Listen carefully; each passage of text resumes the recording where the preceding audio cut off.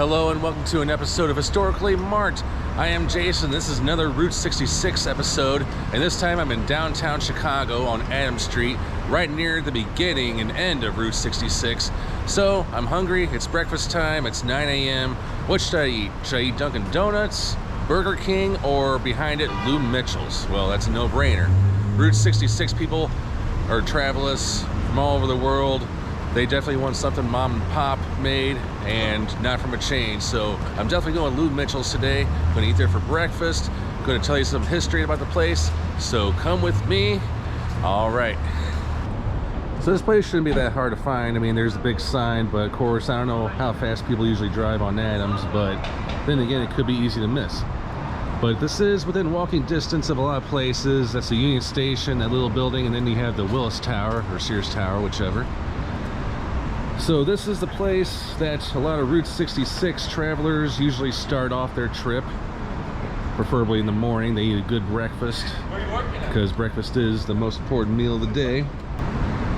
Alright, so Lou Mitchell's serving the world's finest coffee. Kind of reminds me of that scene from Elf.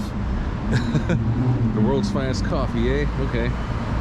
Alright, so this place predates the Mother Road by at least 3 years when it was first designated. This place dates back to 1923, although some sources say 1924, but whatever. Either way, this has always been on Jackson Street, and when Route 66 came this way in 1927, going all the way to downtown Chicago, I mean, definitely got a big boost.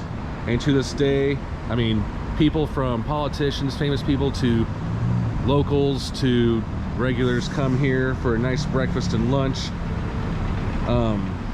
There's been a lot of famous people, mostly politicians, that have been found here, like mostly on the left side of the spectrum, but of course I won't get into that. But every patron gets a free donut hole. The ladies get a free box of Milk Duds upon walking in. Usually there's a line out here, probably during the early morning hours, but as you can see, not at this time.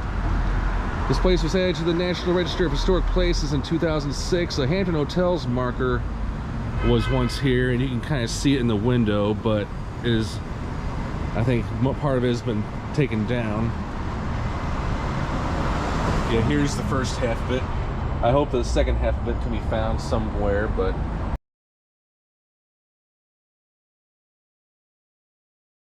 anywho, this place is closed on Monday and Tuesday, so you got to get here and look up the hours. So I'm gonna go ahead and go in and let's eat. Alright, they also sell souvenirs here too. The best breakfast on the planet? Well, we're gonna find out. Heavenly omelets. This stuff you can take home too. Alright, so I'm gonna browse this menu a little bit. And there's obviously way too much to choose from. I do not know what their signature dish is, but gosh, so much. I think I'll just go with the omelets. And that's my free donut hole. Might as well munch on that. Yum yum. Alright, so here's what I ordered. I got the ham and cheese omelet. Something to keep simple.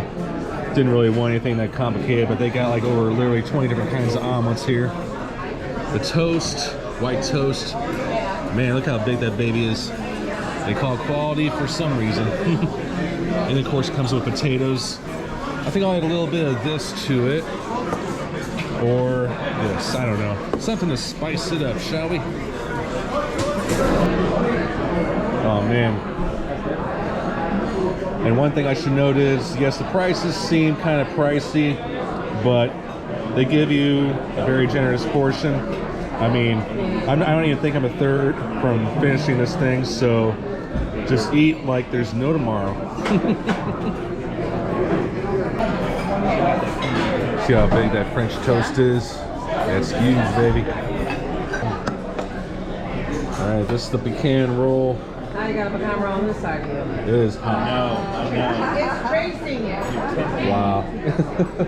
I definitely know I'm going to regret this, but I don't know when the next time I'll be here will be, so alright. It's not so often I eat dessert for breakfast, but here I go. Oh my god. Very tasty.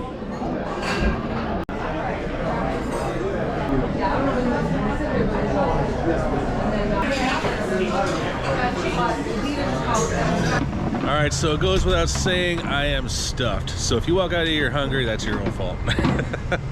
I'm just teasing you. But yes, it is definitely one of the best breakfasts I've ever had, and definitely one of the very few here on Route 66.